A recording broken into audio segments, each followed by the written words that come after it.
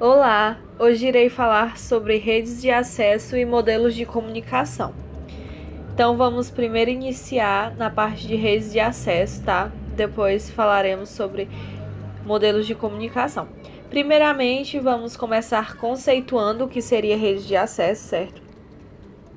Então, ok, o que seria, rede de acesso?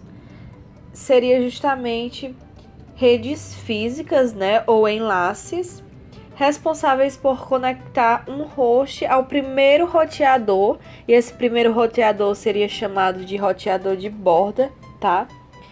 E esse roteador ia fazer a conexão com o host final, certo? Então, é isto. Temos alguns tipos de redes de acesso. E vamos começar com o dial-up. Essa rede de acesso também é chamada de rede de escada, porque ela vai usar a rede pública de telefonia, ou seja, rede de escada. Então, para estabelecer, ela vai utilizar essa rede pública para estabelecer uma conexão com o provedor de acesso à internet, certo? Algumas vantagens e desvantagens. Então, primeiro, a vantagem dessa rede de acesso seria porque ela vai facilitar o acesso em áreas mais remotas, digamos assim. E a desvantagem é que não é possível usar ela e a internet ao mesmo tempo, certo? Então, essa é da UP. Agora vamos falar um pouco sobre a DSL. A DSL, ou Digital Subscribe Line, ela é uma tecnologia que vai permitir a transmissão de sinais, de internet por meio também da rede de telefonia. Então é como se ela fosse, digamos assim, a sucessora dessa, certo? Então, ela também utiliza uma infraestrutura de rede de telefonia, para entregar um melhor serviço, digamos assim. Aí a gente tem nela a gente tem o HDSL, que seria a primeira linha a ser desenvolvida com a taxa de transmissão de 1.544 megabytes por segundo. Só que assim como a da UP, ela não é possível, a HDSL, não é possível usar o serviço de telefonia e a internet em uma linha única, certo?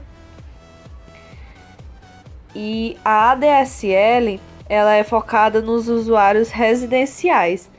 Ela permite o uso de serviços de telefonia e internet simultaneamente, numa única linha. Então, digamos que é bem melhor do que essa outra, digamos assim. Outro tipo aqui de rede de acesso é a cabo, Então, o que seria a internet a cabo? Ela vai utilizar a infraestrutura da televisão a cabo existente das empresas de TV a cabo, A transmissão de dados ocorre por meio da arquitetura de rede híbrida fibra coaxial, certo? Ela vai ser integrada à rede de televisão a cabo, assim como a DSL, que é integrada à rede de telefonia, certo? Então, a cabo ela é integrada à rede de televisão, enquanto a DSL é integrada à rede de telefonia, certo? Agora, vamos falar um pouco sobre a FTTH. Ela é uma tecnologia, baseada em fibra ótica, certo? É como se esse H aqui fosse um X, porque a gente tem a FTTN, a FTTC, a FTTB e a FTTH.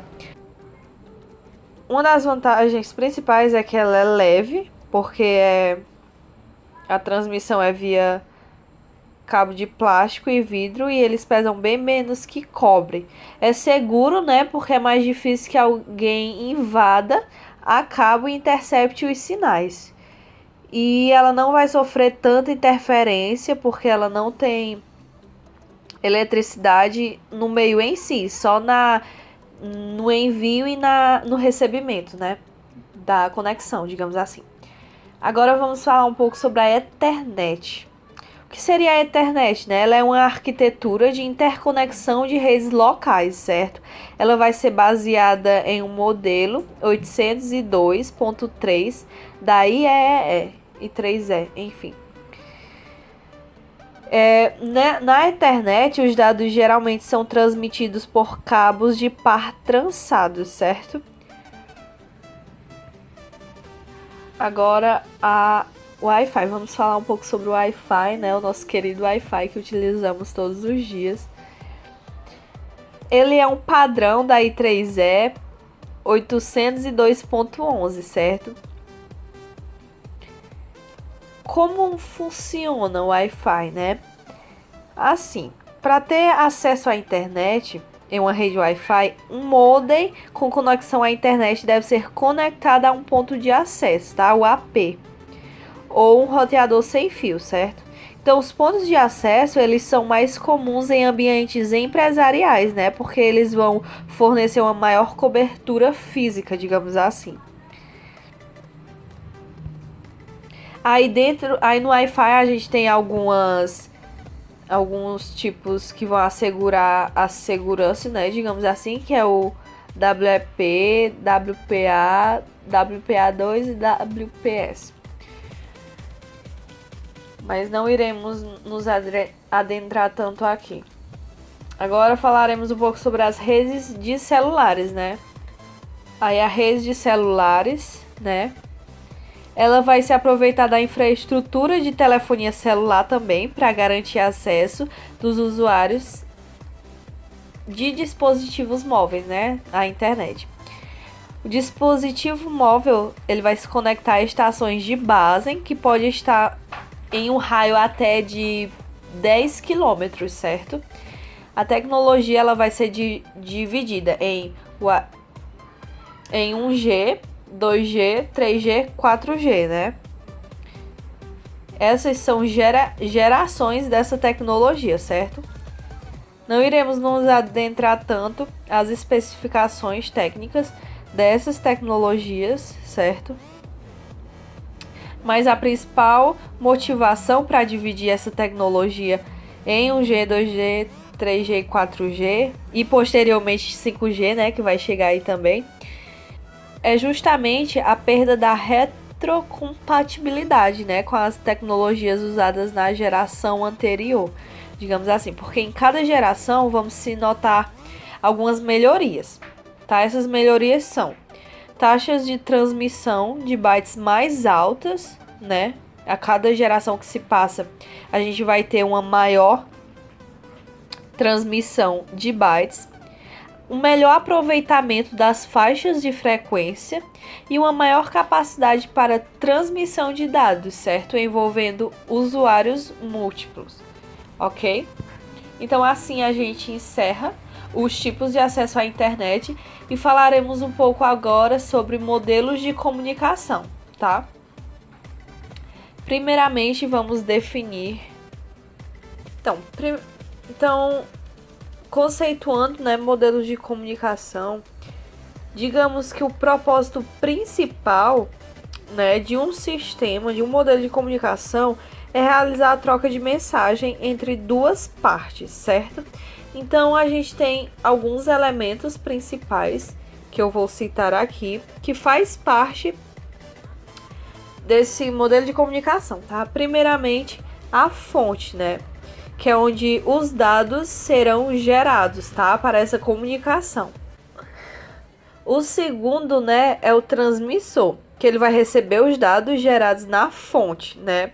E geralmente esses dados são em formatos digitais, né, ou binários, mas não entraremos no caso agora. O terceiro é o sistema de transmissão em si, né? Que é por onde os sinais serão transmitidos até chegar no destino final. O 4 é o receptor, que vai ser justamente quem recebe os sinais. E o quinto é o destinatário, que é quem vai receber os dados finais, ok? Então, esses 5 elementos, eles fazem parte dos modelos de comunicação, né, no geral. Agora, falaremos da utilização desses modelos, tá?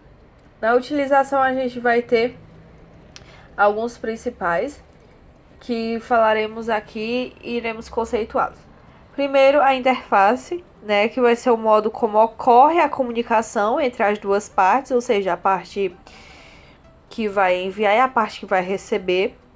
Um exemplo dessa interface seria um software, né? A interface entre o software e o usuário seria a tela de comandos, por exemplo, certo? A geração de sinal. Na geração de sinal, né, ela vai levar em conta as propriedades do sinal, certo?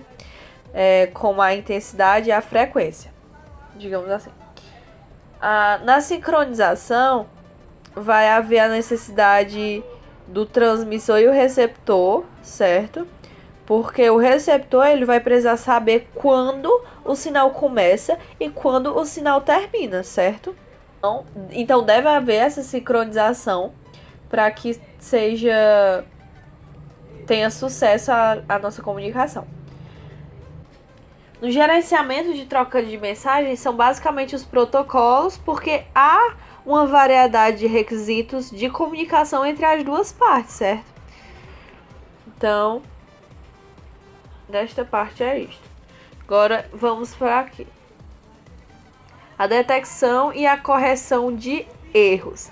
Na detecção e correção de erros, ela necessita em circunstâncias em que os erros não podem ser coletados, certo?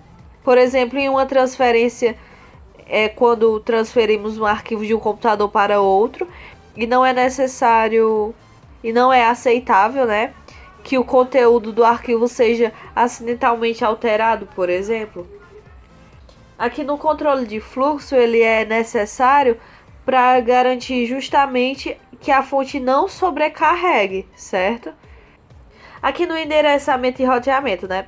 No endereçamento, quando dois dispositivos, né, eles são compartilhados, devemos saber qual o de origem e qual o de destino, certo? Por isso é usado o sistema de endereçamento e roteamento, que vai envolver um endereçamento pelo endereço IP e o roteamento, que os roteamentos para escolher a rota, tá, da mensagem.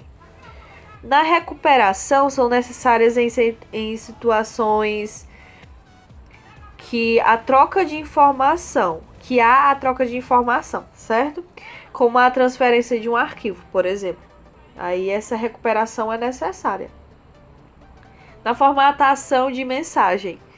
Formatação de mensagem, ela tem a ver justamente com acordo entre duas partes, tá? Sobre a forma dos dados que serão trocados. Segurança. A segurança, ela é evidentemente importante, né? Para justamente fornecer alguma medida de segurança entre a comunicação, né? Entre o meio da comunicação.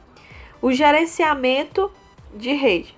No gerenciamento de rede, ele vai se referir aos processos, né, as ferramentas usadas para administrar uma infraestrutura de rede, certo?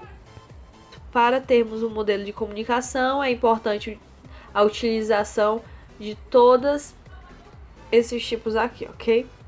Então é isto, gente. Por hoje é só. Falamos um pouco sobre redes de acesso e modelos de comunicação. Espero que tenham gostado. Até a próxima.